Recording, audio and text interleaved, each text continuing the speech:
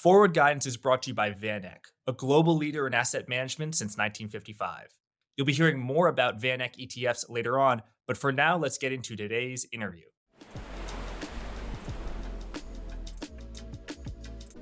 Happy to welcome to Forward Guidance Brian McCarthy, CEO and founder of MacroLens. Brian, good to see you. How are you doing? I'm doing great. Thanks for having me, Jack. My pleasure. So Brian, you are an investor and analyst who's been doing a lot of work on China how about you start, where do you think the Chinese economy is going and why?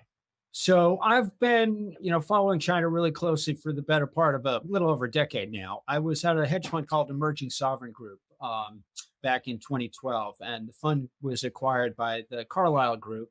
And, I was the head of macro research. My boss called me into his office and he said, Carlyle's really into China. We don't really have anything, any China macro product or anything going on.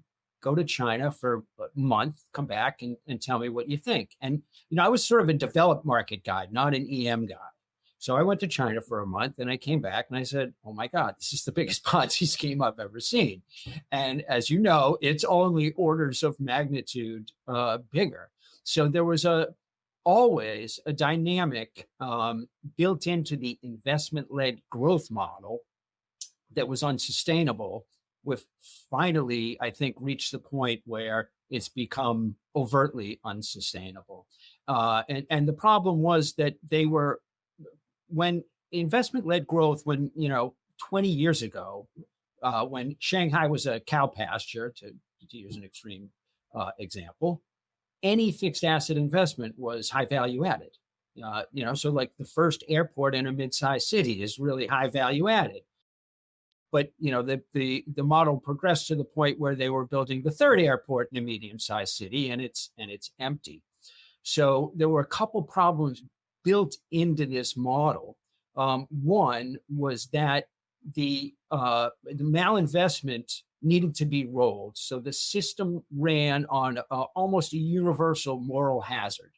So it was okay for everybody to fund this malinvestment because the government would always make everything good. So this sort of credibility is what's held this model together, and it's starting to fray.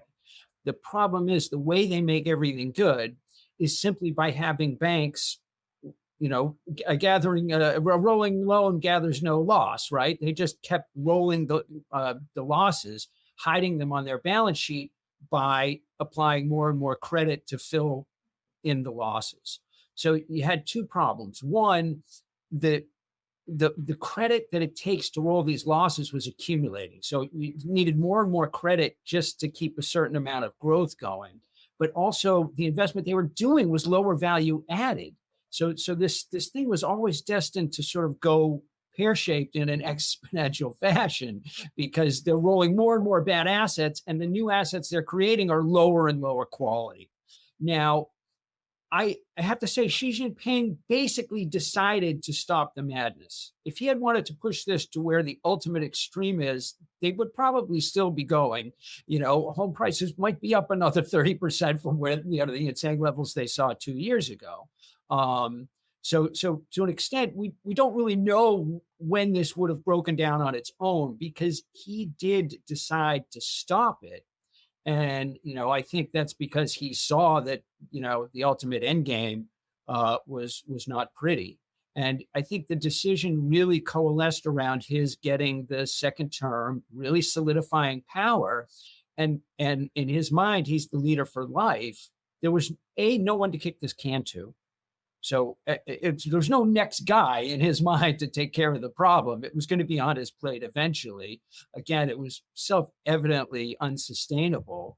And then the other dimension is everything that's happened geopolitically, from the Trump tariffs to Xi Jinping seeing what happened to Russia when they ended up on the wrong side of the West and getting cut out of the global financial system, and this sort of great power struggle, sort of a Cold War situation where both the US and China are trying to make themselves robust to a decoupling so that they have the threat and aren't threatened by that. And that required Xi to stop wasting resources on creating, fake GDP to some extent to keep the people fat and happy. So he's made a really, I think, a definitive decision to, get off this unsustainable path.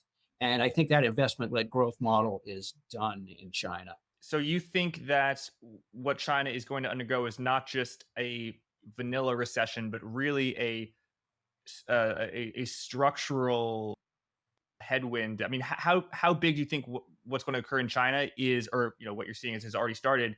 How do you think what's going on in China compares to the bust of Japan, 30 some odd years ago, the 2008 great financial crisis? How would you sort of map this? How Tell us the scale of what you see to come?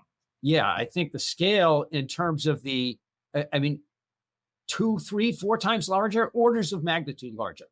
We went a little crazy with subprime mortgages and built a lot of stuff that wouldn't have gotten built otherwise for 4, 5, 6 years. China has really been doing this for 2 decades plus. And again, at the beginning, some of these investments made sense, but it's been, again, in my view, I went there 10 years ago and I said it was abundantly clear to me then that that more bad investment was the only way they were holding up GDP. So it's going to be extraordinarily difficult for them to continue to hold up GDP as investment falls. Now, we're in the very early stages of this story. I think the first thing you need to understand is that 2008 really in the US really can't be the paradigm here, because that blew up on us because the counterparty risk and sort of credit channels fell apart and we went rapidly into debt deflation. So China can completely prevent that. So all of the credit is allocated through the state-owned banks, the vast majority of it, by central plan. So the government can say, this deadbeat entity is going to get sufficient credit to keep them going. So the first place, which is why this thing is so gigantic, because if there were any market mechanisms overseeing these processes, it would have broken down a long time ago. But again, it was all fostered on this moral hazard. And what's happened is all of the risk rolls up to the government. And then it ultimately becomes a question of credibility. Do people want to hold the liabilities of that government, which is effectively the RMB? So orders of magnitude bigger than anything that went on in the US, I think similar to Japan, but a lot bigger than that as well. Japan had a price bubble, but they didn't have the volume of malinvestment that we've seen in China. Just staggering. There are tens of millions of empty apartments, either on the balance sheet of the developers or having been purchased as speculative units. We're talking 60, 70, million units owned by households sitting empty, another 50 million units owned by developers sitting empty. So there was just a massive waste of real resources. That's over 100 million units. Sales last year amounted to something like 10 million units. So they could build nothing for 10 years and still have enough housing. So there was a massive misallocation of real resources that's going to be reckoned with. Now, to the extent Xi Jinping and those close to him really understand how difficult this is going to be, I don't know. Really, it's impossible to know. I do know he's signaled to the populace that tough times are ahead. I think Xi Jinping and those close to him have much greater faith than I do that they can pivot to this sort of move up the value chain and engage in homegrown technology and that kind of stuff. Now, even if they can pull that off, there's just not the volume of investment. They are going to throw gobs of money at high tech in China. That's definitely going to happen, like we've just seen them do in electric vehicles. So that's going to happen, but it's just you can't. There's not enough technology work happening to throw enough money at that to make up for even a fraction of what's going to stop as the real estate bubble unwinds. There's a lot to unpack because this is a completely different system. So we've seen housing busts in the U.S. We saw Japan. This is orders of magnitude larger. The two industries where they really let the private sector do their thing was tech and property. And they decided they didn't like it in either case, right? So tech has had to be brought into the fold, and they're now part of the team, and they're going to be getting their, the people from the NDRC, the National Development Reform Commission, which is a goofy communist name for the central planners, basically. Like, they're now in the tech firms. So, they've gone to the tech firms and asked them, like, what venture deals have you done? What worked? What didn't? So that the central planners are going to learn how to do venture investment in tech. And then property is the same thing. They let the market run wild in property, never going to happen again. You're going to end up with, I don't know, anywhere 6, 8, 12, 15 developers, most of them state owned, a few big private ones that are very close to the state, like the big tech companies now are, right? The state has their hooks into them. So this is all going to be very, very, very heavily controlled. The debt deflation process always goes nonlinear at some point because, as asset prices fall, people get reluctant to lend money. Inflation is negative. Real rates, you can't lower real rates. People don't want to borrow money, and it's all a self-reinforcing situation. So I do believe there is a nonlinearity out there somewhere, but they're going to fight like hell because this is what they do. They rig markets. We're seeing it in equities. We see it in FX, and all this market rigging is designed to prevent the market from seeking equilibrium. So it's just an unbelievable pressure cooker. So the Chinese growth model was investing in real estate from the banking system, not China's central bank, but from banks, the Bank of China, the Commercial and Industrial Bank, all of these giant banks that are state-owned enterprises. Some of them trade on publicly traded markets, but a lot of the share, in some cases, a majority of the share are owned by the Chinese Communist Party, by the state, and they are directing state credit. This, for me, Brian, and I imagine for a lot of viewers, hard to wrap our heads around this. So there are nominally private banks, but they really are controlled by the government. Yeah. And they lend enormous sums to real estate to build property that appreciated in value rapidly. I mean, you can tell us the numbers on, just how much your median worker in, Shanghai would have to earn to actually buy some of these properties. I mean, tell us, when you were, 35 years. Yeah, the nominal example is, when you're in America, when you're driving, taking a taxi cab, and taxi driver tells you about the latest IPO or tech stock, that is the time to sell. What is the taxi driver in China talking about? I can't tell you how many times this happened to me, more than once.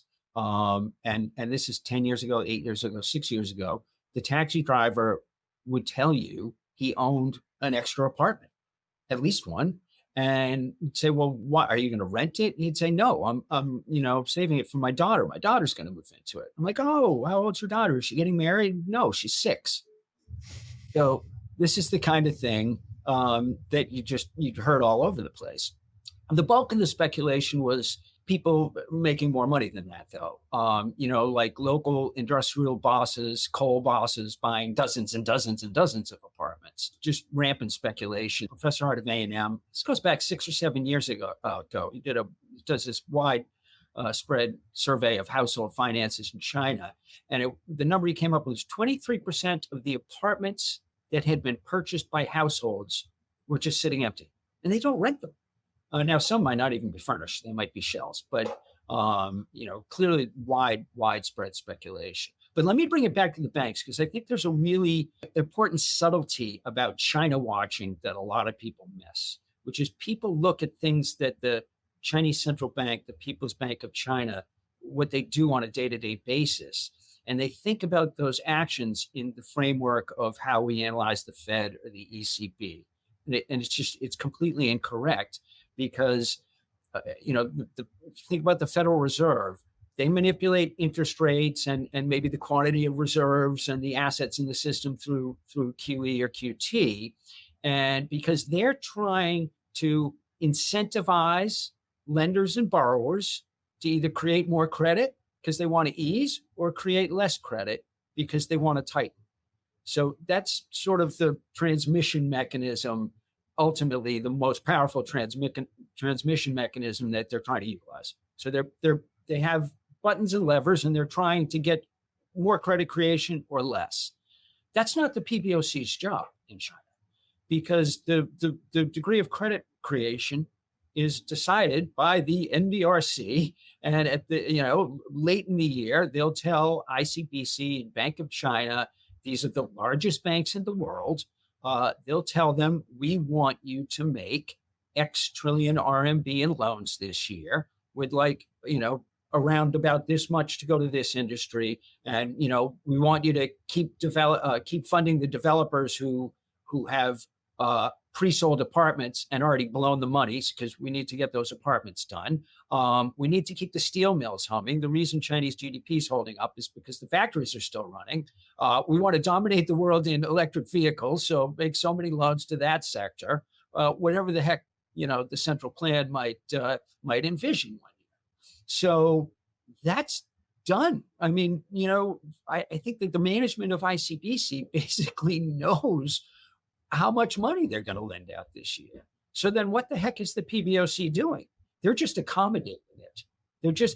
They just need to keep the system liquid enough to accommodate that central plan for lending volume without having the currency fall apart. That's basically the magic trick they've been assigned, which when the dollar's strong is a really tough trick to pull off. People see things like a cut in required reserve ratios in China, or the Chinese central bank making a lot of loans to banks and injecting liquidity, and they infer that there's some easing going on. But most times there's not, because the lending volume and the rates have already been predetermined. The PBOC is just responding to something that's happened in the market that says, in order to hit that loan target, the banks need more liquidity because maybe they don't want to lend to each other, or there's some pressure in the interbank market, often stemming from banks not wanting to lend to each other. So the ICBC, let's say, has to lend, 20 trillion RMB, and Bank of China's 18 trillion RMB, and the interbank market's breaking down. So they're like, oh, we need more liquidity. The PBOC will give them more liquidity, but it's not an easing. It's just a response to something that happened in the market so that they can hit the target that's already been set. So again, it's completely different. Where the Fed is trying to motivate the market to change its behavior, the NDRC in China has already told the market what its behavior. They've told the lenders what they're going to lend, and the borrowers what they're going to borrow to a great extent. So the PBOC is just a sort of an actor behind the scenes trying to make it all work. Again, with the constraint that they also are tasked with keep maintaining the currency's value, which can be very, very tricky. Right. So, the name of this program, Forward Guidance, is a tool where the central bank gives hints to the market about its interest rate policy so that it can, allow the market to tighten interest rates kind of for the central bank. What you're referring to is a much stronger policy called Window Guidance, popular back in the day in Japan, I believe, and very popular in China, according to you, that basically the government and the central bank tells the banks how much to lend. Although in this case, it is not the People's Bank of China, the PBOC, the Chinese central bank, telling the banks how much to lend. It's the government. Somebody above the PBOC is making that decision, actually. Right. And so that would be someone telling the ICBC, the Industrial and Commercial Bank of China, how much to lend. And the big four banks, the four biggest banks in the world are all Chinese, and the fifth biggest is JP Morgan, just to put that in perspective. And when you say RMB, that's the Chinese currency, also referred to sometimes as the Chinese Yuan. So you're saying that the only way that this can really play out is Chinese, the devaluation of the Chinese currency. The state-owned banks make these loans, whether it's to state-owned enterprises or for property speculation, or loan to the local government of XYZ province to build the third airport and all this stuff, right? Ultimately, that is funded by the creation of bank deposits. The bank makes a loan and they credit that entity with the deposit, they spend the money, and those deposits are in the system. Those deposits are now in excess of $50 trillion. Nearly 3 times China's GDP. It's really how almost all of Chinese credit gets funded. We have a very big non-bank financing system in the West, whether it's pension funds buying bonds or private credit or whatever. The Chinese corporate bond market is fairly well developed, but the bulk of the bonds are bought by banks. We're now at the point where 2/3 of the government bonds issued are purchased by banks. what are they buying it with? They're creating deposits. It's fractional reserve banking, basically. So as long as they have unlimited ability, if there's unlimited demand for these deposit liabilities, they can do this forever. It's that simple. Now, why do they have capital controls? Because there's not unlimited demand for these liabilities, right? If there was unlimited demand, they would lift the capital controls and everybody would be fine holding this $50 trillion worth of Chinese yuan, right? But obviously they're not fine holding it, which is why they have to tell people you can't sell those and buy dollars. So, I mean, the existence of the capital controls is ipso facto evidence of a disequilibrium, right? That's why they're there. We all know that. So this is the ultimate tug of war. So they can roll all this debt till kingdom come, as long as the banks can continue to print RMB liabilities, create those liabilities at 10 to 12% a year or more. So these are big numbers now compounding at double-digit rates. As long as they can continue to do that, this can go on forever.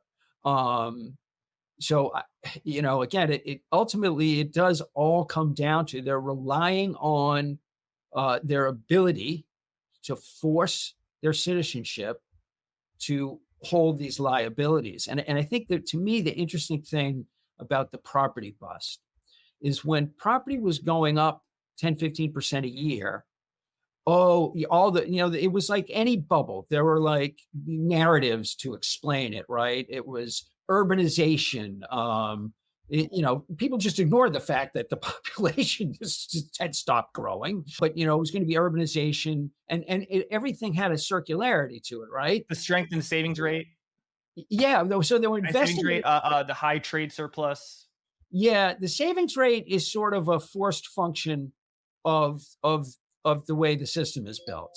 But because, again, somebody has to hold this $50 trillion in M2 deposits they've created, right? And via various trade barriers, they force the foreign sector into surplus. They run trade surpluses. So the foreign sector is in deficit. We're in deficit with them. The corporate sector is in deficit. They're borrowing. The government sector is in deficit. They're borrowing. The entire surplus the other side of all those deficits has to rest with households. It's just the accounting identity. So, they force the foreign sector to be in deficit by, all kinds of trade barriers on import of goods. China's in surplus. The external sector's in deficit. So they do that by trade barriers on both sides, right? They subsidize their exports, the EV thing is in the press. They've thrown oodles of money at electronic vehicles. There was a FT article today debating this. It said it was like immensely wasteful but spectacularly successful or something. Well, we don't know how much money they wasted, right? You can look at it as spectacularly successful because they're going to dominate the world in EVs. If you don't calculate the ROI, we have no idea what the ROI is. We don't really know how much money they've wasted. But yes, if you throw $1 gazillion at an industry, you can build a global leader. So they force the external sector into deficit, and they help the household sector. They facilitate the surplus there, with the weak social safety net, artificially suppressed interest rates, and returns on your savings and the like. So the households are stuck with all these liabilities. Part of the reason you had a housing bubble was because there's really nothing else to do with the money. What about the stock market? Yeah, the equity market's gone nowhere for 2 decades. Despite all this GDP growth, the stock indices have gone nowhere. Now there's been dividends and there's been a total return. But the indices have gone nowhere, and they've grossly underperformed the rest of the world, despite China's really high GDP rate. So to me, that's pretty strong evidence that their GDP is fake to some extent, because they're just measuring. You can have great GDP if you borrow if you have a state-owned banks make a loan for $10 trillion and spend it on digging holes and filling them in again, you're going to have 10% GDP next year, right? The problem is everybody would see that, the money you're printing is going to end up not being any good. So back to the housing bubble real quick. Like when housing was going up, A, there was something to do with this money, and B, people could sort of convince themselves that this is, the genius of this Chinese Communist Party. They've figured out this great, growth machine. And it all sort of made sense. It seemed justified when the housing prices were going up. And we're going to cut housing prices in China by half at least. At least it's probably already 25, 30%. Sales already in January are down precipitously. You're going to cut this asset. You're going to cut this possibly $100 trillion asset market in half.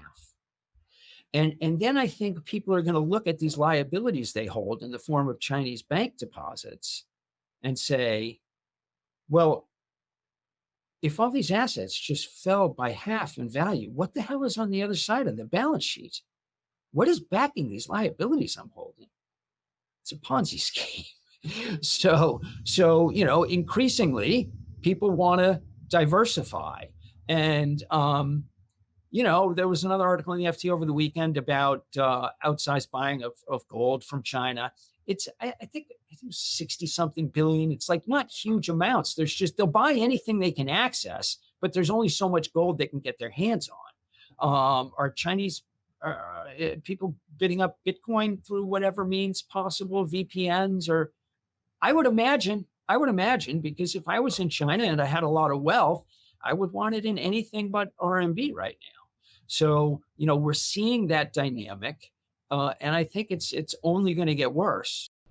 Like gold did, Bitcoin is establishing itself as a macro asset that potentially helps hedge against the government devaluation of your money. Finally, you can easily access Bitcoin in a low-cost ETF with the VanEck Bitcoin Trust, ticker HODL. Search the ticker HODL in your brokerage app today. Visit vaneck.com/HODLFG to learn more. That's vaneck.com/HODLFG. Now the disclosures. Investing involves risk and you could lose money on an investment in the VanEck Bitcoin Trust, also known as the Trust or HODL. The value of Bitcoin and therefore the value of the Trust shares could decline rapidly, including to zero. You could lose your entire principal investment. For a more complete discussion of the risk factors relative to the Trust, carefully read the prospectus linked below. Thanks, let's get back to the interview. I just want to say, folks have been saying this about the Chinese real estate market. No doubt you have been pointing these structural weaknesses in the Chinese economy for a long time. But is it fair to say, Brian, that a lot of what you're saying based now is not theoretical? It's based on actual statistics. Like at last, this is finally coming to pass. So let's put this chart up from you and your work at Macro Lens. You can see that in 2020 and 2021, investment in Chinese real estate started to actually fall. Not just the growth rate went down, but it actually started to contract, which is pretty rare in finance to have an outright series contract. Meanwhile, manufacturing and infrastructure have risen above trend, at least when it comes to manufacturing. So part of this is Xi Jinping, the leader of China, his willingness to move away from basically a real estate bubble growth model towards, let's actually produce electric vehicles and let's produce, let's create stuff. Basically, not have it just be so dependent on real estate. A corollary of that, though, is that sales, as you can see in the red line here, have collapsed. So tell us about the correlation between real estate sales between in the red to real estate under construction, which is in the blue, and real estate under construction, the blue line, that factors heavily into GDP. So when you say that you think that there will be a severe Chinese recession and 5 trillion, maybe tens of trillions of dollars will be lost, take us how you get there. The this time is different factor is that the property bubble is burst. It's fallen and it ain't getting up. I mean, that's my contention. And I've been saying this for over a year now. And I think one of the things investors keep looking for them to reflate that asset. And I think it's just not happening. I think sentiment is broken in that market now. So this is different from any down cycle we've seen since we've all been watching China. I mean, even in 2008, they pumped credit and they reanimated the property market. So if that's not on the menu, then we are definitely in a different experience than any of us have seen in this sort of Chinese growth cycle the last couple of decades. But to talk through the charts, we're in the very early innings of it, because with, it was 8% and change, real estate investment is down, but it's going to get much worse, because the blue line in these two charts is floor space under construction. So sales started collapsing a little over 2 years ago, and floor space lags that, because the way it turns out, the chart on the bottom right there is just the 4-year sum of sales in red and floor space under construction in blue. So the volume of construction is basically 4 years of sales tallied up. Now, the years 3 and 4 of those sales were not bad. Like 4 years ago, sales were booming, right? So they're just completing those apartments now. And the fact that sales have collapsed the last 2 years is only going to start to really heavily influence this construction variable next year and the year after. So you can almost pencil in with certainty 3 years of sharp decline in the degree of real estate construction activity. They've been able to make up for it by sharp increases in manufacturing FAI, that's fixed asset investment, which is only going to exacerbate their trade surpluses. And I think the rest of the world now can see that, oh my gosh, to some extent, China is going to make up for the lack of investment in real estate by investing in excess capacity, like even more excess capacity. Like, do we need like more Chinese steel mills and, cement and EVs? No, we don't. But this is all they have. So this is what they're going to rely on. And they actually were able to pump up infrastructure in 2023, despite the fact that 30 to 40% of local government revenues are the sale of land to property developers, which is completely dried up. So the infrastructure is going to be more difficult to fund. And beyond that, as is very common in this system of governance, the leadership tells local authorities to do two things that are completely diametrically opposed. So it's like, we want to hit I think they're going to say 4.5% growth this year. The market's looking for another 5%. 5% would be stupid. I don't think they're stupid, but who knows? They're going to say 4.5 or 5, and they're going to tell these local governments, you need to keep up the infrastructure so we can hit this growth. Oh, at the same time, clean up these local government financing vehicles that are riddled with bad debt, control your borrowing, and don't have any debt risks. So these guys are damned if they do, damned if they don't. They actually we want you to have short hair, but you're not allowed to have a haircut. Yeah, exactly. They actually went to 12 provinces, in the last several weeks, and it started sort of shutting down infrastructure projects that were, a waste of money, because they know these provinces have debt problems. So I've seen, Xi Jinping, they do this with the currency all the time too. It's like PBOC, make sure that no debts blow up. So keep the system sufficiently liquid and keep the currency stable. So they do whatever they can. They shut down the FX market. At some point, that'll cause a problem that they'll have to fix too. The infrastructure, I think, is going to be very hard to sustain, given that they seem pretty clearly and legitimately to want to control debt risk at the local government level as well. And so they're increasing the central government deficit. They borrowed an extra 1 trillion RMB late last year and gave it to the localities. But they've never shown any willingness to really pony up that central government balance sheet in any way that would. It's really the last balance sheet. And people argue that, well, China only has central government debt to GDP of 23%. So, they can always, roll all this stuff onto the central government balance sheet and take care of it. There's two problems with that. One is that Everybody's always assumed that these bank deposits are government guaranteed. Everybody's always assumed that these local government debts are pretty much government guaranteed. I mean, they trade at some spreads because there's some risk they might let one go. But if they ever let one go, I mean, we've seen this with Baosheng Bank, right? They try to let something go, and it becomes immediately apparent that, oh, well, every other bank in the system is going to blow up if you let one go. So they say, oh, we won't do that again. We promise. So maybe they'll let an LGFE go, a local government financing vehicle, but then no LGFE in the country will be able to raise a nickel, and they'll say, "Oh, you know what? It's all guaranteed." So this clean central government balance sheet is a complete myth in my view, because it's all one balance sheet. Secondly, even if they had capacity, if you thought they had capacity to do one more cleanup, all right, we can clean up all these crappy loans one more time. Okay, let's give them one more time. Like, then what? How are we growing out of this? Are you going to do it again and go back to investment-led growth? It seems not, and I don't think the market would finance that again. So let's say the central government says, we'll take care of all of it. Okay, how are you going to pay me back? And Xi Jinping's answer is this: homegrown technology. We're gonna take over the semiconductor business, or they've done it with EVs. They still can't build an airplane though, and that's been a decade plus.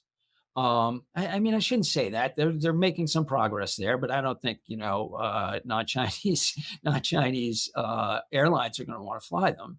So, can a centrally planned system move up the value chain? Almost by definition, no. Right? Almost by definition, they're like the system can only copy. Right? If you don't have entrepreneurship, you can sort of only copy. So I'm very skeptical on the efficacy of central planning. It's very good at saying we want to build 87 bridges regardless of what the ROI is. That's easy, right? But actually, pulling off this Xi Jinping plan of competing in higher value added and even some higher tech spaces, I wouldn't fund China on that pitch. Well, there are some remarkable technologies in China, in which I would say China may be even ahead of the US and the West, particularly when it comes to smartphones and using financing, getting loans and paying people. Like, in America, we think we're so high tech because we have Venmo, but China is, they've got Venmo plus plus plus. Likewise, when it comes to TikTok, I mean, Instagram's good, but TikTok is better. I don't use TikTok, by the way. So there are some examples of where Chinese is ahead, but you're right, they do tend to copy and take a lot of technology without respect to intellectual property, which, by the way, America did a ton of when it was the rising power in late 1800s. Yeah, I don't want to downplay that China has some great technology companies and has done some great things.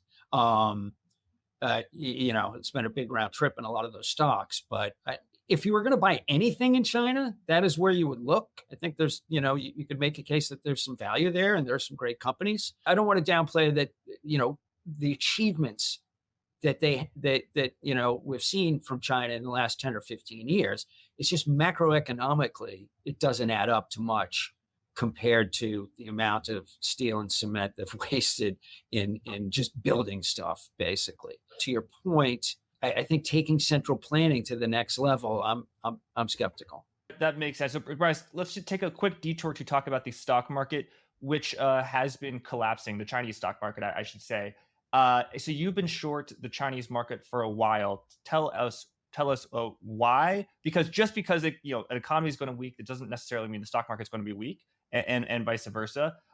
Clearly, that's worked out. Are you looking to cover your short now that it's down so much? And then also, can we draw a distinction between, number one, those local small cap companies that are having lots of issues versus those big cap tech companies? And number two, versus the Chinese state-owned banks? Like, for example, what do you think about shorting Chinese bank stocks versus versus being long Chinese tech stocks, something like that?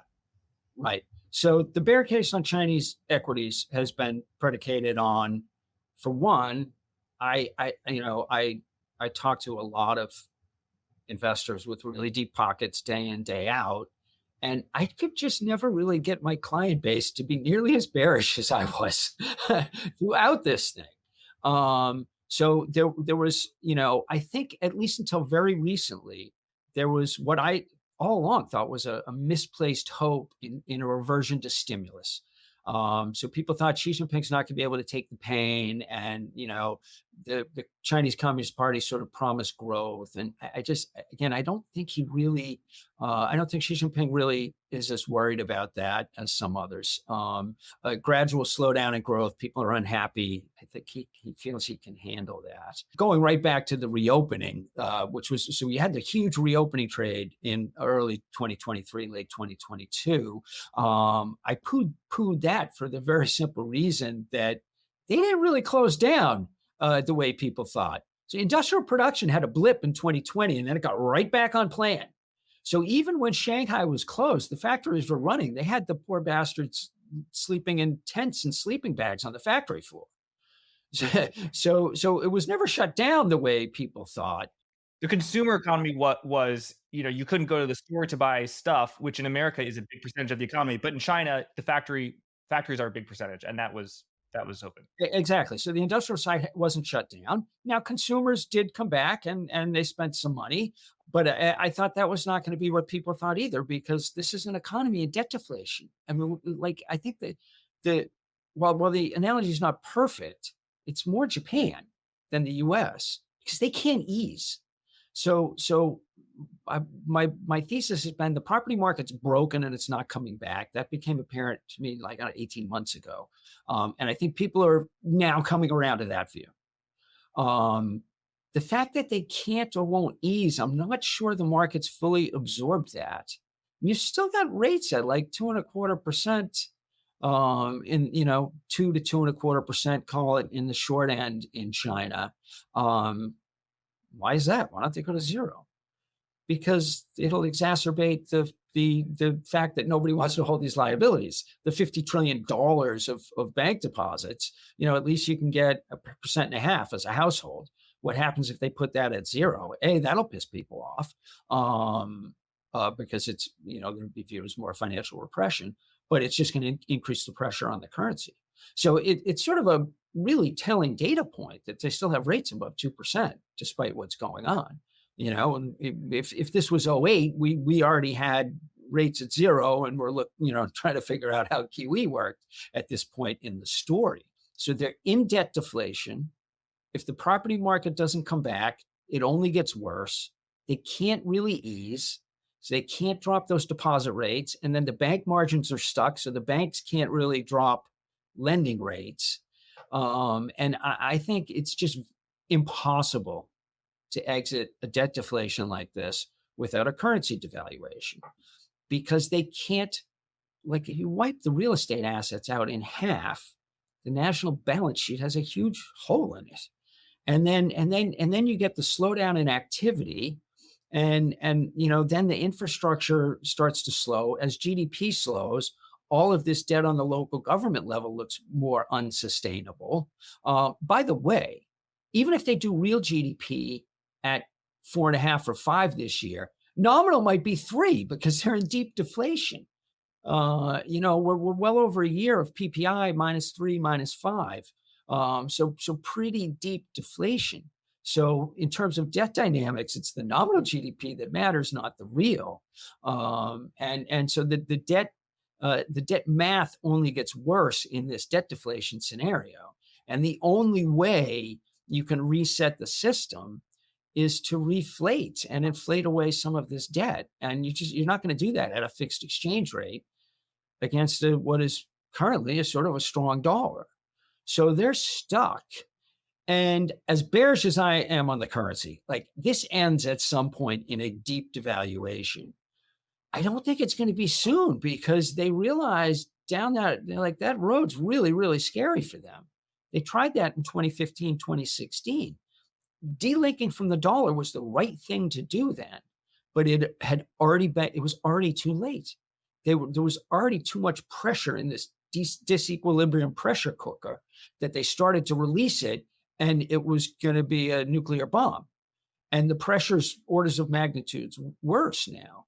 So they're sort of stuck, heavily managing this currency. And, they don't do it with intervention because they don't have the dollars to spare anymore. They can't be providing dollar liquidity to the market. It'll just take everything they offer.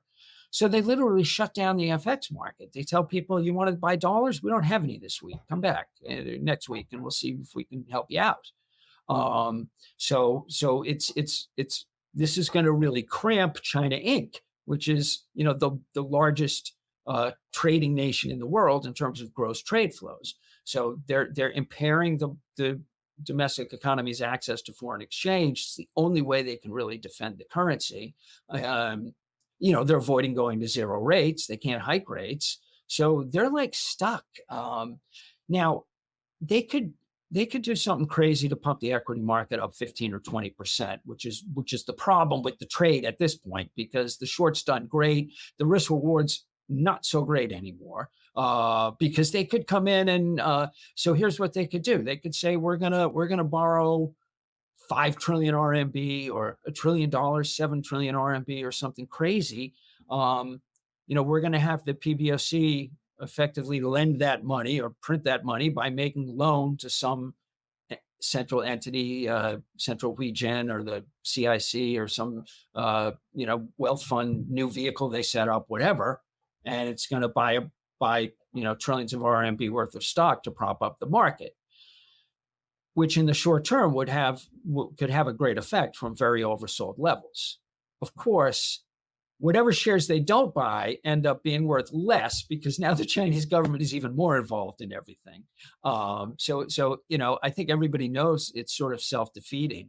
And it didn't really work all that well in 2015. They did something similar. So I don't think they're going to drop that bomb on me. I'm still short as we speak, but I'm a little more nervous than I've been for sure. But I think the story doesn't turn around in a structural sense unless they're ready to devalue the currency, and there's absolutely no sign of that. So they're really stuck. And then there's all kinds of external risks.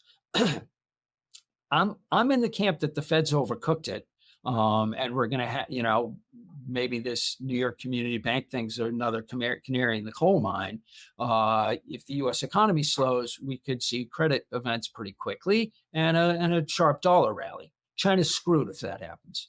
Like that through the exchange rate link, that would transmit a monetary policy tightening to them that would be completely unmanageable. So they'd probably have to allow some movement in the currency. It could get very, very messy. And then the other big risk is Trump, of course. I have no idea how serious he is. There's always a lot of bluster there for sure. I thought at the time that the phase one trade deal he did in 2019 was just a punting exercise. My reading of the dynamic there said, like, China said, like, all right, we've had enough. You twist my arm one more increment and we're going to the mattresses. You want to have a real, global trade war. Let's see how that works for you into an election year. And he did the phase one trade deal. Now, my hunch is in the second term, he was going to come back to slapping China around, but that I have, who knows, right? Isn't the Biden administration currently a lot more hawkish on China trade policy, imposing tariffs, than the pre-Trump bipartisan consensus with regards to China was just, open trade? Yeah, I think they're sort of faux hawkish. Okay. Now, I'm fascinated to see what Joe Biden says about the tariffs on China in a debate, because they're still there. So to your point, it's been politically untenable to reverse those tariffs, despite the fact that we had a double-digit inflation episode. I mean, if they were ever going to do it, right? If they were ever going to do it, it's like, oh, well, we have to do this to help domestic consumers. I don't want to help China, but we have 9% inflation. And even then they couldn't do it. So I think what's actually happened is he's more hawkish than the bipartisan consensus was previously, because the bipartisan consensus is more hawkish. Yeah, I agree. Yeah, the politics are just demanding something here. I'm not deep into the weeds in the semiconductor industry, But these controls have more loopholes than you can shake a stick at. I mean, we saw the ASML, the Dutch uh, machinery company, still selling a lot of machinery to China. The Dutch are debating whether they should shut that down. It just, I think they're not completely insignificant, but I think there's a fair amount of bark with the bite when it comes to those controls. And, in other aspects of the relationship, Biden's really pressing for a détente. China's going to cooperate on fentanyl, climate. It's always been baloney. So I don't know why we would believe them now. They have no credibility to say they're going to cooperate on anything. And one thing that sort of irks me, one of my pet peeves, we talk about bipartisan consensus and the approach to China and how the tone has changed. Nonetheless, the phase one trade deal, which I hated, okay, in phase one trade deal, the construction was we can't change China's central planning behavior. So we're going to balance it by presenting them a centrally developed list of stuff they need to buy from us, which is the only way the global system can manage having China at the center of it. So if China is a centrally planned economy and they're at the center of global trade, then it just doesn't work. The market economies can't compete. They'll have to move towards central planning, which is, I don't know, maybe been a brilliant plan of China's all along. But so phase one was, I thought, a terrible deal because it was matching their central plan with one of our own. But the only thing we got from China, the only thing we got there was the list was measurable. They're going to buy X billions of dollars worth of soybeans by this date. And they didn't do it. And the date came and went. And the US trade rep and the Biden administration said nothing. So what happened there? I don't recall the stories in the Washington Post and the New York Times or Fox News or the Wall Street Journal or anywhere else saying, hey, what's the deal here? Like what we actually negotiated this mechanism to, resolve these kinds of disputes with China. They didn't meet the targets and we just let it go. Strange. Right. So just go back to the stock market. So you're still bearish on the entire market. You're still short the entire market, I should say. But any view on Chinese banks in the financial sector versus the large cap tech? Because in a previous conversation we had, I asked, what do you think about shorting the Chinese banks? And you said almost instantly, I like it. But then you also said that you thought the Chinese tech stocks were very cheap. So are you more bearish on the banks than you are the tech companies?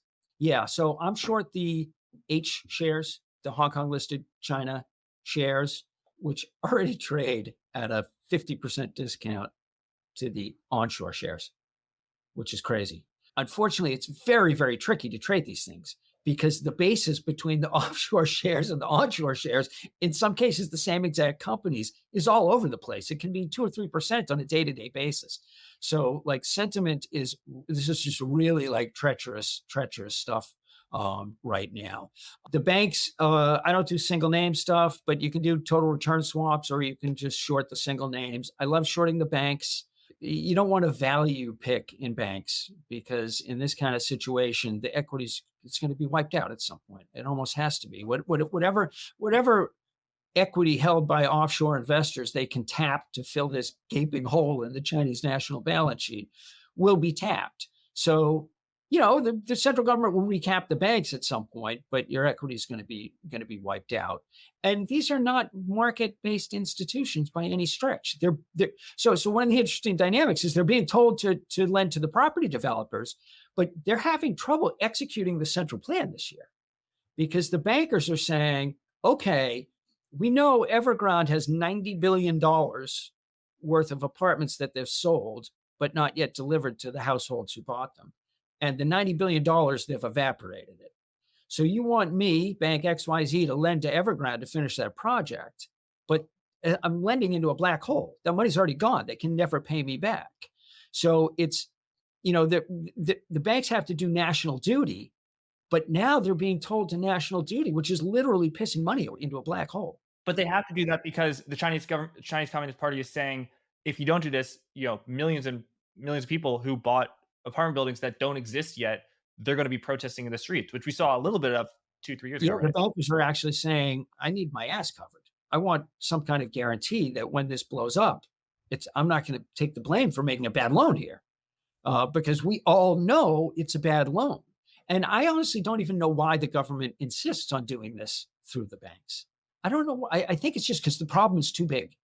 And so for those who say they have all this central government balance sheet they can use, the problem's too big, because logically what they should have done is taken Country Garden and Evergrande and these other deadbeats and just roll them into some big, either an existing state-owned developer or build a new institution, roll them all up and say, this is now the state. Evergrande's evaporated the 90 billion that they got for these apartments, but we're gonna borrow the money as a big central entity and finish the apartments. And maybe the Evergrande operating group that does it's still part of that, right? You don't even you just roll them into this big entity, and then the government is putting it on their own balance sheet, but they want to do it through the banks, and the banks are like, this could blow me up. I mean, at the same time, there's hundreds of these rural cooperative smaller banks, which are being rolled into medium-sized banks, which will have to be rolled into the big banks. So this is really somewhat new. In my perspective, the level of bureaucratic foot dragging by these banks is really not something I've seen before. They're really pushing back, but the government will end up saying, gun to your head, like, yeah, fine, we'll either give you the guarantee or we'll just make you do it. But they're going to have to do it. But you are seeing a lack of policy traction. So the banks just avoid the banks at all cost. And if you want to bottom fish in Chinese equities, it's tech. They're really cheap. And, the war against tech is over. It was just the companies started to accrue a degree of political power that's untenable in that system, and they had to be rolled into the national planning fold. But there's still some great businesses, and they're gonna be throwing a lot of money at that sector. So if you want to be somewhere in China, that would be it. But I think the banks are ultimately zeros, and on a sort of an index-wide basis, this is an economy that's just going to grind to a halt. You said that the reason that the Chinese government can't or won't do stimulus is because it will weaken the currency. I presume that goes to either cutting interest rates further from the People's Bank of China, or the central government borrowing money and basically giving it to people in terms of direct fiscal stimulus, or having some sort of stimulus with companies or individuals, as was the case in the US. Map out exactly why you think that's so undesirable for the Chinese Communist Party. You're saying it's because they can no longer keep the exchange rate, and why is that even desirable?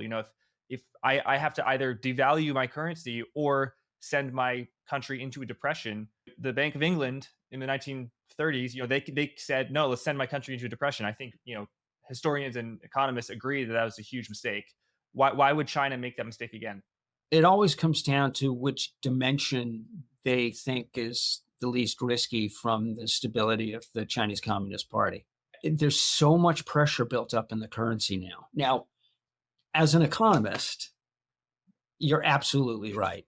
And so I ran something called the Nexus Fund, an emerging sovereign group, which was a big China bear fund. The day they did a 3% devaluation in 2015, I think we were up like 72%. It was a little crazy. We had like the whole fund invested in 1 to 2 year dollar C&H calls primarily. And I made a call as an economist that was correct. The political economy ended up biting me in the ass, because they decided, so the dollar strengthened a lot, 2014, 2015, transmitted a tightening to China. They had a downturn pretty severe, and they said, we need to ease. We want to be more market-based anyway. Let's try to get off this currency league so we have room to ease policy and not get strangled to death by this strong dollar, which was absolutely the right thing to do. And they devalued 3% in the day. And then the next thing they knew, there were no dollars to be found. They tried to intervene, spent, I think the reserves came down by $1 trillion. There was at least another $500 billion of dollars that Chinese banks borrowed via FX forward and spent. It was at least $1.5 trillion. in like less than a year. So they were like shocked at the degree of the disequilibrium. So the only way they could control it was clamping down even harder than they were before. So the whole thing boomeranged on them. And I look back now and I say, you know what? They should have sucked it up then. If they had sucked it up then, because my premise at the time was they can never get off the investment-led growth thing at a fixed currency because you'll go into a debt deflation spiral. And, ultimately this is what happened. So they went back in 2016, repegged, and then they got some help because Janet Yellen went to Shanghai in February 2015 and got the pants scared off her. It was like, oh my God, we've dotted to 4 hikes this year, but if we do that, this place is going to blow up. And they ended up not hiking at all. Sorry, Brian, explain how a rapidly appreciating dollar, so a depreciating Chinese yuan, negatively impacts China, because it's not the way that a lot of people listening to this might think of.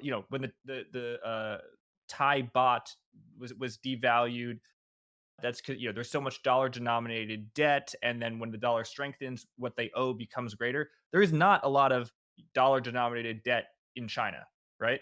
So where is the weakness? Is it just that, well, it changes trade? Doesn't trade get stimulated when the currency weakens? Yeah, this is completely different. There isn't like a built-in doom loop.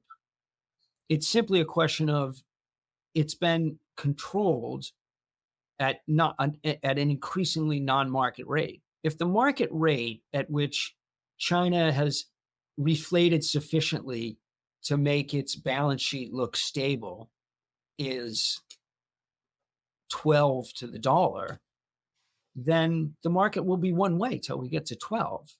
And in fact, the history of these things, it goes to 15 and then settles at 12, right? They always overshoot. So I don't know, maybe the equilibrium of 10 and it goes to 12 and comes back. It's just, there's no, and again, 2015, 2016, they experimented with easing out of this box and it almost immediately blew up on them. So the market says, like, they could take it to 9 and just repeg, but then they just have the same problem, which is, they're at an off-market rate. So the only way to solve that problem is get to a market rate. And I don't, nobody knows where that is. The problem is if it's 12 or 10 and you devalue by 30 or 40%, I'll bring this back around to where you started with the question. That's going to have 20% inflation, maybe. It's a lesser developed economy than the U.S. The monetary shock will transmit much more rapidly than ours did, and we just got a lesson.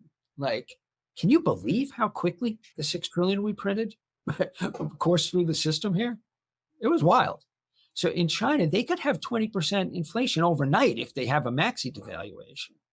Mm-hmm. Now, if you have 14% unemployment, you get 14% of the population is pretty pissed off.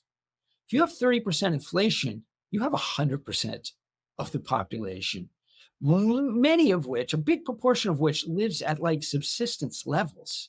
So I think that's mobs in the street.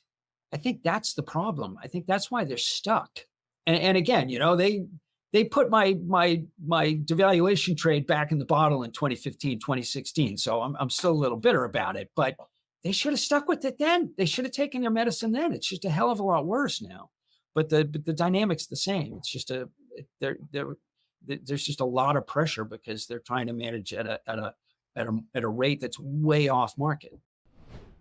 Sorry to interrupt. Just want to tell you about Blockworks' upcoming crypto symposium in London, the Digital Asset Summit, which is running from March 18th to March 20th. Everyone in crypto is going to be there, not just the experts and policymakers, but the real industry leaders writing the checks. Over $800 billion in assets is going to be represented. Anyone who's anyone in crypto is going to be there. So if you're into crypto and you haven't bought your ticket yet, the time is now to get your ticket. I would not wait any longer. We've got some exciting guests on the macro side too. Julian Brigden, Michael Howell, and yes, I can confirm at last the rumors are true. Joseph Wang, the Fed guy himself, is going to be there too. I'll be hosting a panel with these macro heavyweights that you don't want to miss, so be there or be square. Click the link in the description and use code FG10 to get 10% off. Thanks, let's get back to the interview. So how do you think this plays out over the next few years? It sounds like you think that this stimulus and this weakening of the Chinese yuan, the renminbi, it will occur, but that there will be a long period of time before it occurs. First, there's going to be debt deflation before that solution comes. I would say they'll go the Japan path. Only, Japan has a pretty robust industrial economy that could sort of grow their way out of it over 2 decades or whatever. If Xi Jinping, if this moving up the value chain proves to be look like really wasteful, they won't be able to do what Japan did. But that's the path they're on.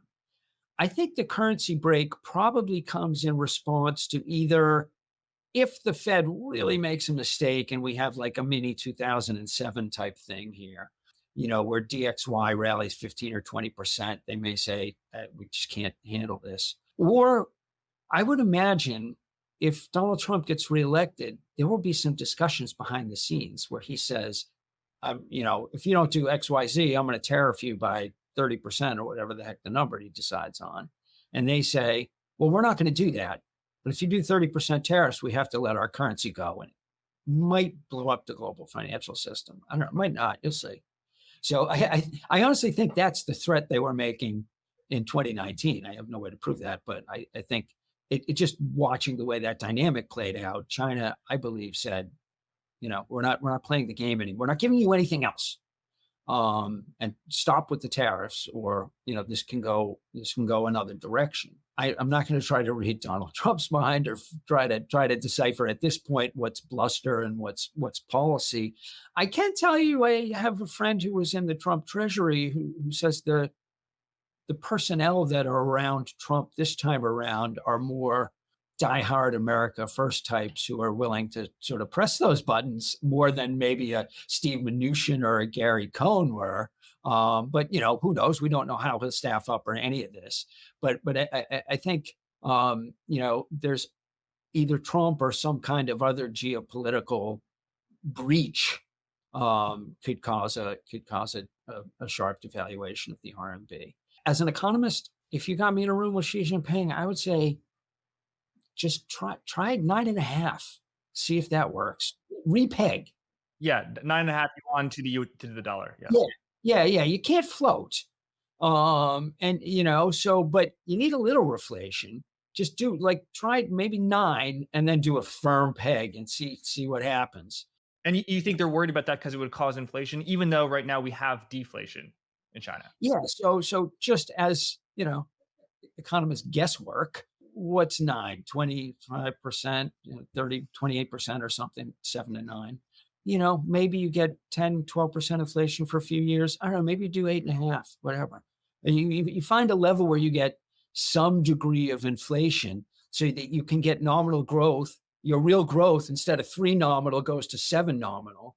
And the industrial profits revive a little bit and the debt load looks less obviously unsustainable. Maybe you buy yourself some time that way. Hope to get to the next Fed QE cycle and, Fed funds back at 1 or wherever we end up at whenever we have a next recession. Hope to get to that point in one piece. You can't float the currency. It'll go to like infinity at this point. But you pick a level where the inflation would be survivable and just like repeg, like firm and hope it works. I don't see any other. The only other path out, and I think the mindset they're in now is just hope like hell that the Fed pivots. Hope like hell we fall into recession in the U.S. The Fed has to go back to 1%, and the dollar comes off, and then 7.2 RMB against a weak dollar is a lot easier. You can have easier monetary policy than 7.2 against a strong dollar. So I think that's where they're at now. And if that doesn't come to pass in the next 3 to 6 months, maybe they try another experiment with creating some room in the currency. But it's just it does seem to be an all or nothing prop for them. What about the recapitalization of the banks by the state-owned banks, just the government taking a hit so that it's not private shareholders, and then the banks can just issue more equity and the private sector owns more?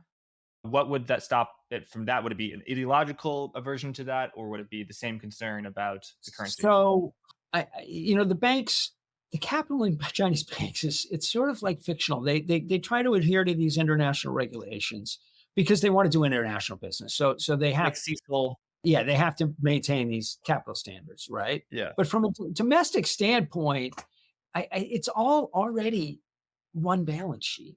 These banks are the government. It's all the government. You talk to investors in China. I've had dozens and dozens and dozens tell me, the way to make money in China is follow government signals. Like that's the system.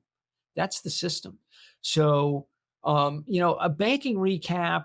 If you take the bad debt, if they acknowledge, which they'll have to eventually, that the assets on the asset side of the bank's aggregate balance sheet is not worth par, then they've got a hole to fill. And, the Chinese government can just borrow, they could borrow money to give it to the banks to fill that hole. But how do they borrow money? They sell bonds to the banks. So they'll sell bonds. Again, 2/3 of the net government bond issuance is purchased by banks. So where does the government get the money to recapitalize the banks? The banks buy the bonds and create it's the households. So it's all a game of writing IOUs to the households to get them to work for nothing, right? To get them to work, and instead of getting goods and services for their labors, they get IOUs that are increasingly sketchy looking. I don't think we've ever seen anything like this. It's been the most fascinating thing I could ever have imagined stumbling into. But I've been doing it long enough to know, like, the question everybody really wants to have answered is when. And I gave up on that one a while ago because we've just never seen anything like the degree of market manipulation that they'll undertake here. But again, just this whole dynamic when we walk through, like we just did, recapitalizing the banks, it's like, what really are we talking about? The Chinese government is not sitting on a vault full of gold. I mean, they have reserves, but we don't know what those are anymore either. What about the U.S. Treasury, their FX reserves? Yeah, those are like the last piece of hard currency capital in the system. And that's why this currency episode is much different from 2015, 2016, because they tried to manage the exchange rate by selling reserves. And the market said, oh, our bid for those dollars is like, we'll take all of them. We'll take infinity.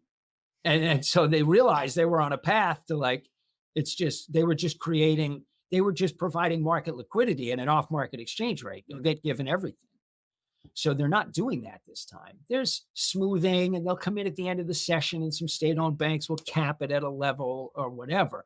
But it's like tens of billions here and there. It's not, 200 billion a month type thing we saw at the worst level in 2015, 2016.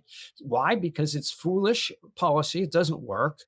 Sterilized intervention generally doesn't work, right? Because when they use reserves, they shrink the PBOC balance sheet, and then they have to put that liquidity back in the system by lending more money to banks. So they don't change the liquidity in the system. So it doesn't solve the problem. It's just it's a habit trail. It's a treadmill. But also, I think they just don't have the dollars. Their reserves compared to M2 are piddly, really not all that impressive. And this is the dynamic, right? It's not a dynamic where, there was a dynamic in 2015, 16, couple $100 billion of, offshore debt didn't roll. Now that problem's not as severe. It's just domestics don't want to hold these liabilities. They don't want to hold the M2. And there's 50 trillion of that. And you can burn through whatever is in their reserves. Yeah, it's probably, a little under $1 trillion if you want to say treasuries, agencies, some US equities, maybe that amount again as much in JGBs and European government bonds. They'll go through that like that.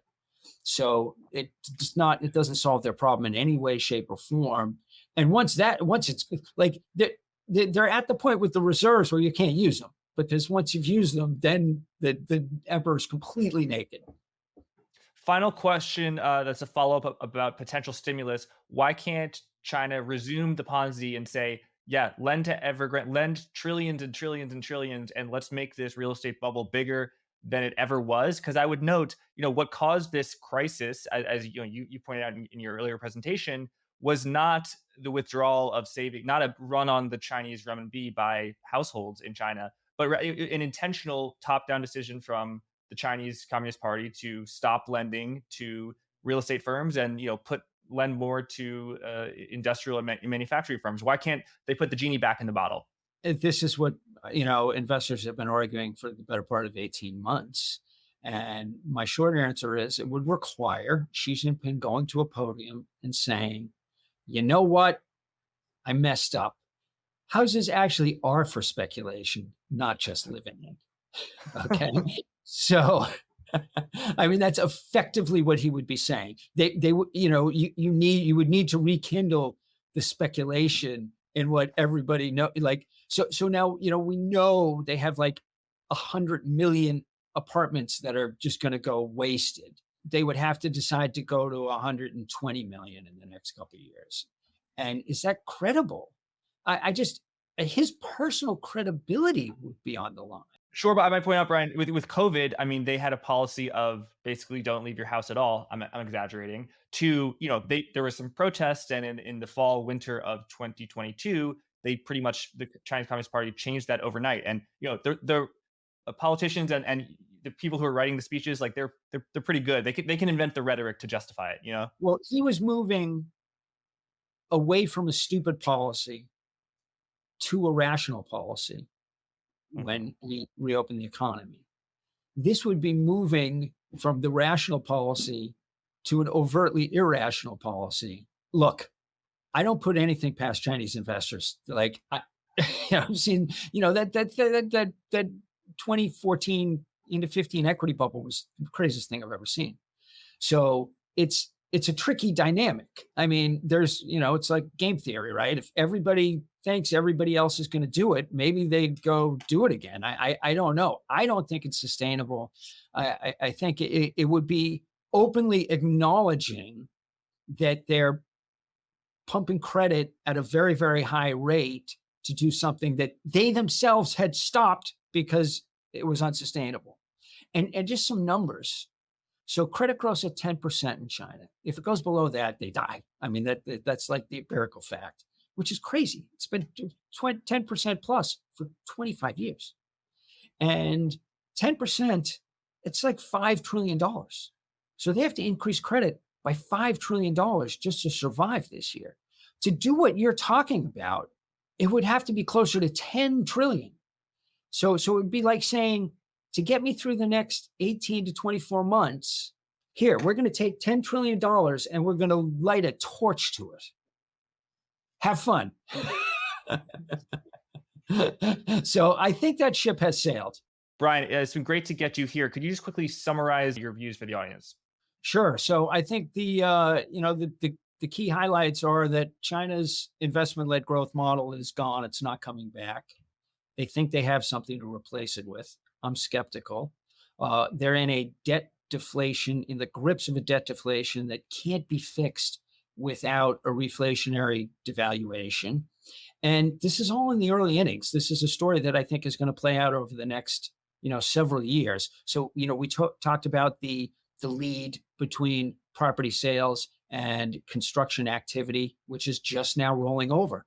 So all of the problems we saw in 2023 are going to get worse. Even I'm shocked at what we're seeing for property sales in January. We're seeing figures down 30, 40, 50%. Just for some numbers, the annual real estate sales in China have already fallen from 18 trillion RMB a year to 10. So we're almost down 50%. By the time the next few months numbers come down, we might be on a 12-month rolling sum of sales down 50% off the peak. Estimates of the total value of Chinese residential real estate range from 70 to 120 trillion. And you're going to cut that in half. So I think this is going to be a wealth destruction on a scale that we've never seen before. So, these are going to be wrenching times for the Chinese economy, for the Chinese consumer. Xi Jinping himself has only signaled it's going to get worse before it gets better. And, all this is an economic outlook before we're even overlaying the possibility of something going wrong for China from a geopolitical perspective, which is a pretty negligible probability as well, which would make, I think, these economic difficulties almost untenable. Thank you, Brian. People can find you on Twitter at Brian Go Bosocks and your website, macrolens.com. Final question, Brian. I'm surprised we didn't touch on it yet. Is what are the implications of a Chinese economic slowdown on the rest of the world? If the U.S. had entered a recession, for China, for Germany, for export-oriented economies, it would be a lot of trouble. And definitely, China and Germany weren't helped by the mini slowdown, especially in goods demand in the first half of 2022. But is it the same of China? If there's a Chinese recession or even a Chinese depression, how is that going to impact the rest of the world's economies? Yeah, it has direct effects on commodity exporting nations, Australia, Brazil, which that story is in the early innings as well. I mean, iron ore had a decent year last year because they're still running the steel plants, but they're going to end up dumping that steel on global markets because the rate at which they're using it is going to continue to decline. So, I mean, that's a whole nother part of the story, Chinese demand for commodities that hasn't really even unfolded yet. But that will come, and that will affect the commodity exporting nations. Could have broader ramifications for emerging markets. So that was the transmission mechanism in 2015, 2016. Sharp devaluation from China, fears of a maxi devaluation that would, sort of bring back the specter of 1998, cause, large devaluations, competitive devals across Asia. And then you had like a global emerging market crisis, which might cause some big bank or other entity to have some kind of financial loss that would cause a problem. Because they're not really meddling with the currency yet. So because the currency break is for now off the table, that financial transmission mechanism we saw in 2015, 2016 is absent to this point. And then in terms of direct growth effects, again, if you're not one of these commodity producers, it doesn't really matter because China really doesn't buy much from the rest of the world. They buy some Nike sneakers and some Apple iPhones that are made in China. So the profits of those companies, we've seen it with Apple recently, right? Although there are some competitive factors there too, but the profits of these companies will be under some stress if China is a big part of their profit picture.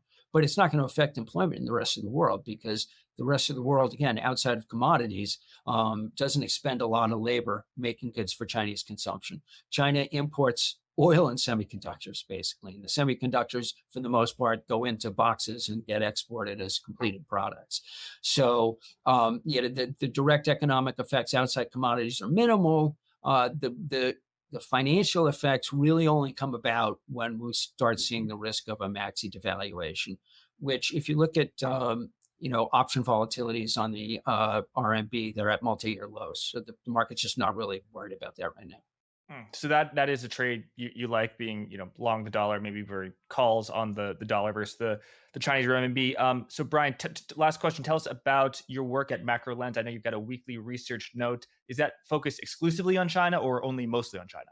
It's sort of a unique mix. I do, U.S. macro, which was sort of where I started, and before I got into this China craziness about a dozen years ago, and a very intensive China focus. And when I was at Emerging Sovereign Group, we named this sort of China-focused bear fund the Nexus Fund. Because of the contention that this interplay between the U.S. and China was sort of at the nexus of global risk on, risk off. Because China has a big bubble, it's now bursting, that's linked to the U.S. via the exchange rate, Fed policy gets transmitted to China, and it's like this huge amplifier of Fed policy. Right? It's why Janet Yellen couldn't hike 4 times in 2016, because I thought 4 times was only a little bit, but oh my God, if it blows up China, it's a big tightening. So this currency peg, increasingly tenuous currency peg, and this bubble in China is a real amplifier of Fed policy. which, for me, it would be entertaining if we got a big dollar rally and the Fed made an over tightening mistake and we had a risk off episode, because, those fireworks are really right in my wheelhouse. Well, it definitely already is interesting. It'll be interesting to see how things play out. Brian, thanks again for coming on, and thanks everyone for watching. Thanks for having me. Thanks for watching. Remember to check out vaneck.com/HODLFG to learn more about the VanEck Bitcoin Trust, ticker HODL.